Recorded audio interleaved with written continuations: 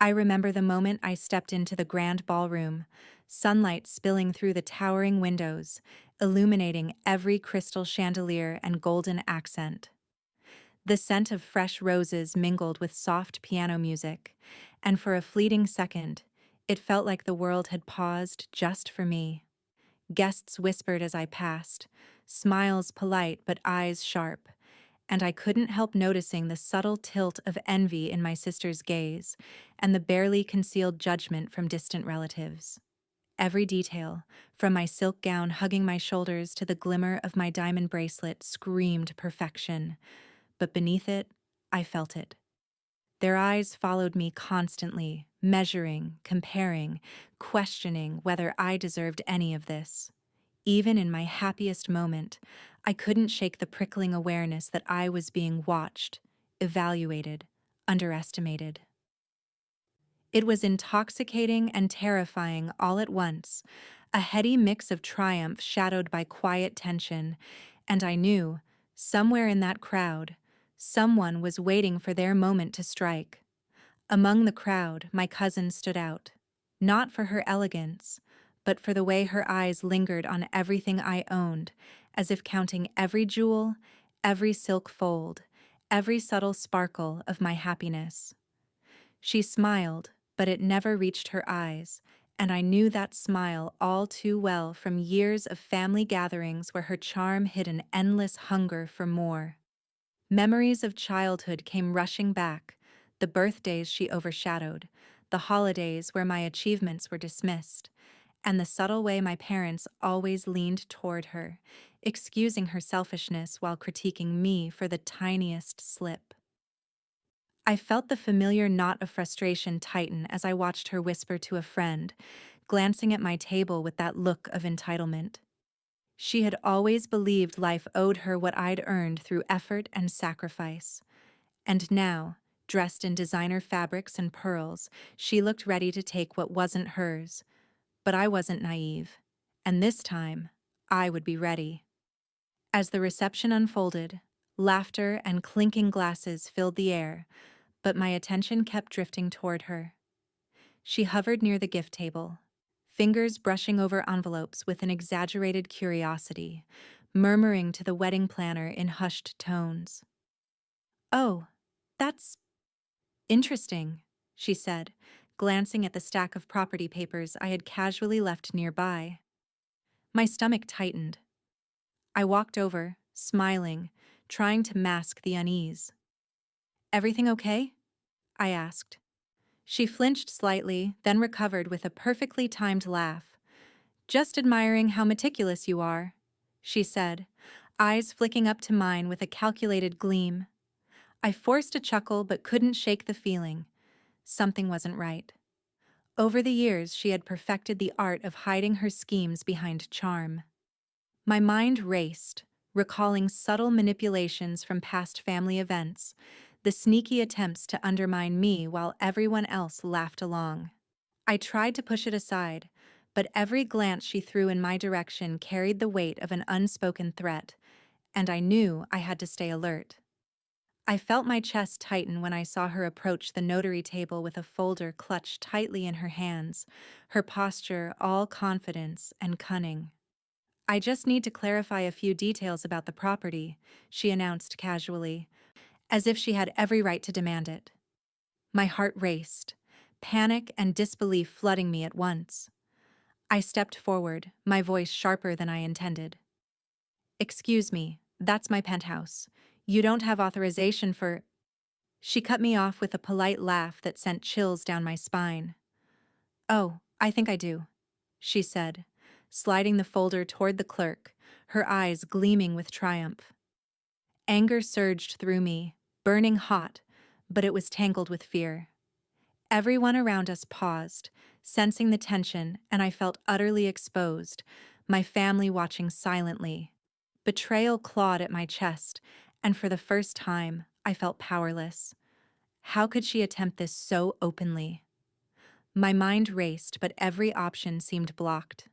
The room felt smaller, the air heavier, and I realized this was far from over, and I might already be behind. As I stepped aside, Heart still pounding, memories of years past washed over me with a sharp clarity. I remembered my teenage birthdays, spent quietly in the corner while my cousin basked in attention, my parents applauding her every whim and ignoring my small victories. The holidays were no better. My efforts to make everyone happy went unnoticed, while hers were celebrated and praised. I recalled the countless sacrifices I had made, helping family members financially or emotionally, only to be dismissed or ridiculed behind polite smiles. Each slight, each overlooked moment had built a quiet fire inside me, a blend of hurt and determination. I realized now that every humiliation, every favoritism-laden injustice had prepared me for this moment. I had learned to watch, to wait, to calculate. The betrayal I felt in that ballroom wasn't new. It was just the latest act in a long play. And for the first time, I felt the cold clarity of resolve settling in. I wouldn't be powerless again. I slipped away to a quiet corner, my phone trembling slightly in my hand. Dialing my lawyer's number, I forced myself to breathe steadily, masking the panic I still felt. "It's happening," I whispered when he answered. "She's trying to claim the penthouse. I need you here now." His calm voice on the other end was steady, almost comforting. "Stay calm. Tell me exactly what's happening. Don't confront her yet," he instructed. I relayed the situation, careful to keep my tone measured, emphasizing every detail: the folder, the notary, the way she had tried to make it look legitimate. He asked questions, each one precise, strategic, probing for weaknesses in her plan. I answered, thinking through every possibility, my mind racing but disciplined. "Good," he said finally. "I'll be there in 20 minutes. Don't make a move until I arrive." I hung up and felt a fragile mix of relief and tension. The anticipation gnawed at me, every second stretching, every glance toward her a reminder that timing would decide everything. I returned to the crowd, but the laughter and chatter felt distant, almost mocking, as if the room itself conspired against me. Anger churned in my stomach, tight and relentless, while anxiety clawed at my chest with every glance she cast in my direction. I pictured myself moments ago, helpless, frozen, watching her nearly take what was mine, and contrasted it with the person I was now, alert, calculating, armed with a plan.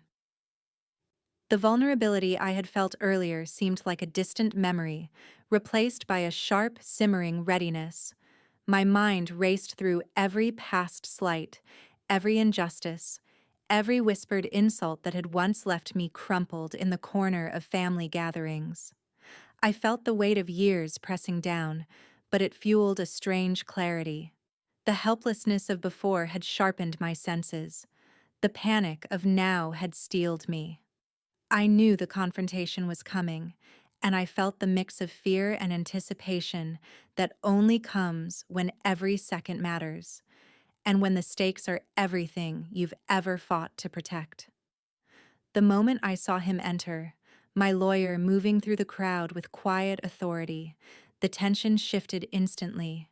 Her confident smile faltered, just enough for me to see it, the first crack in her carefully constructed facade. "I didn't expect you here so soon," she said, trying to mask panic with a polite tone, but her eyes betrayed her. I stepped forward, chest rising with newfound control. "I warned you not to touch my property," I said, voice steady but edged with the anger I had held in for years. My lawyer placed the folder on the table, sliding it toward the clerk. "These documents clearly prove ownership," he said calmly, yet with an authority that made the entire room take notice. I felt a rush of relief and triumph, every injustice of the past echoing in this moment of empowerment. She stumbled over her words, searching for an excuse, but found none.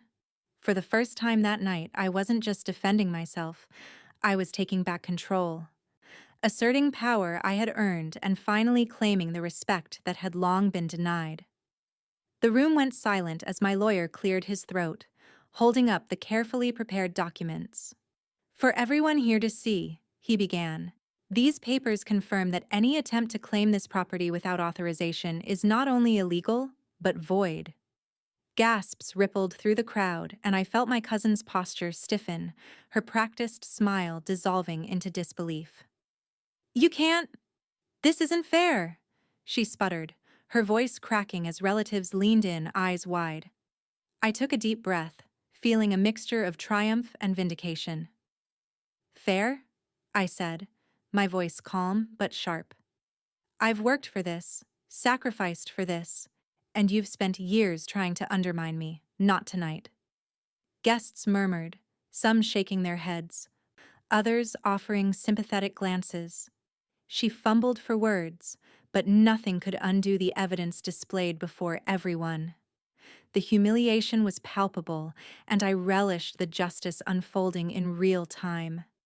Every smirk I'd endured, every slight I'd swallowed, seemed to dissolve in that moment, replaced by the intoxicating satisfaction of truth finally prevailing.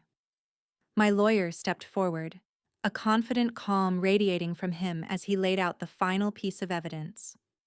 Not only does she have no legal claim, he said, but any attempt to pursue this further could result in penalties for fraud and misrepresentation. The room froze. My cousin's face drained of color, and she tried to interject, her voice shaky and desperate. I can explain, she stammered, but the murmurs of shocked relatives drowned her out. Every calculated move she had planned unraveled before the eyes of everyone present, and I felt a wave of vindication wash over me. Years of being underestimated, dismissed, and belittled could not overshadow this moment. She had misjudged me completely, and the consequences were now public and undeniable. Relief, pride, and satisfaction surged in my chest as I realized not only had I secured my penthouse, but I had exposed the truth, reclaimed my power, and delivered a lesson in justice that no one in the room would ever forget. Sitting alone in my penthouse later that evening, I let the adrenaline finally fade, leaving a warm sense of relief in its place. The chaos of the wedding, the tension, the betrayal, the confrontation had passed, and for the first time, I allowed myself to breathe deeply without the weight of fear pressing on my chest. I thought back to every moment that had led me here. The birthdays ignored, the holidays stolen, the whispered criticisms that had built an invisible wall around my confidence. Each one of those slights had hurt deeply, but now, in the quiet aftermath, I could see them differently. They were lessons, shaping my ability to recognize manipulation, to anticipate deceit, and to protect myself when it mattered most. I felt empowered in a way that went beyond material wealth. This was mastery over my own life, over my own emotions, and over those who had tried to diminish me. The relief was tangible, almost physical, as if the years of hidden frustration had finally found release. I smiled faintly, realizing that the humiliation I had once feared had been transformed into strength, and the sense of injustice I carried had been resolved with poise and intelligence. In the soft glow of my apartment, I felt a quiet satisfaction, the kind that comes from surviving, outsmarting, and reclaiming what is rightfully yours. And while I knew my family would never fully change, I also knew that I had claimed the respect, security, and dignity that had always been mine. And that knowledge alone was enough to carry me forward. The days after the wedding were quieter than I expected, but the tension had not entirely dissipated. It had shifted, settling into new patterns. My cousin, once brimming with entitlement, now moved cautiously around family gatherings, her arrogance replaced with a wary humility I had never seen before. Even my parents, who had often turned a blind eye to her schemes, seemed to view her differently, offering tentative apologies for their past favoritism. I noticed subtle glances from relatives who had once dismissed me, now tinged with respect and, in some cases, guilt. Conversations were measured, polite, and occasionally strained, but there was a new awareness. The balance had shifted. Where power had been assumed, it now had to be earned. Watching it all unfold, I felt a quiet satisfaction, knowing that justice had not only been served legally, but had permeated the social fabric of our family. I no longer felt invisible, dismissed, or powerless. The karmic weight had been realigned. And while some resentment lingered, it was tempered by recognition of my resilience, my patience, and the fact that standing firm in the face of betrayal could change how others valued you. There was empathy too, not for my cousin, but for myself. I had endured, and the outcome reflected the integrity, strategy, and strength I had cultivated quietly for years. Watching my family navigate this new dynamic, I realized that sometimes the most satisfying revenge isn't loud. It's the quiet shift in power, the subtle correction of imbalance, and the knowledge that the truth will always find its way. Just as I began to settle into the calm, a message pinged on my phone, and my stomach sank in a familiar, uneasy way. It was from another cousin, one I had always considered harmless, someone who had stayed in the background during family gatherings, quietly observing. The tone was casual, almost friendly, but there was an edge I recognized immediately. "I heard what happened at the wedding," it read. "Impressive. But are you sure it's really over?" My fingers froze over the screen, heart tightening. A part of me wanted to dismiss it, to tell myself that this was just idle curiosity, but the instinct I had learned from years of betrayal screamed otherwise. I glanced at the framed photos on the wall, all memories of carefully navigated family interactions, and realized the game was far from finished. Someone else had been watching, calculating, perhaps testing me silently all along. The revelation sent a shiver down my spine, a mix of anticipation and anxiety, because I knew that even though I had won this battle, the war of family dynamics was ongoing. The subtle challenge in that single message reminded me that in a house filled with ambition and envy, vigilance would always be necessary. And somewhere deep inside, I felt a thrill. I was ready for whatever came next. Sitting quietly in my penthouse, I let the events of the past days settle in, a mixture of relief and pride washing over me. I had faced betrayal, humiliation, and the greed of those I once trusted, and I had come out stronger, wiser, and fully in control. There was a bittersweet ache, too, the recognition that some family flaws run too deep to ever fully change, and that trust is a fragile thing, easily broken and slow to rebuild. Yet, in that same moment, I felt empowered, knowing I could protect myself, claim what was mine, and rise above the petty schemes and jealousy.